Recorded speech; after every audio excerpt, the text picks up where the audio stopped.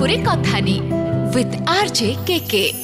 कथानीर ना पुतुला लेखिछन राजी पटेल।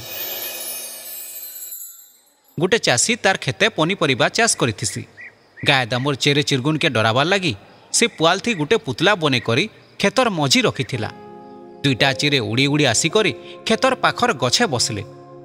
देखले खेतर मझी जने ठिया ହେଇଛେ।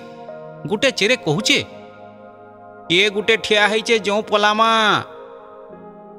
आरो चेरे कहूचे हेत बड़ा ऑन करी देख तो तार हाथे फोन अच्छे कि नेनो जे।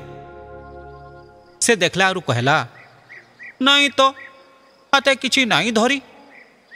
कहला चेरे कहला हाथे फोन पुना नहीं धरी माने से मुनुस नहीं से वो इटा होचे पुतला है। मुनुस तो फोन के घड़े छाड़ी करी रही नहीं पारे। कि एंता करी केते बेलु ठिया ହେଇଛେ।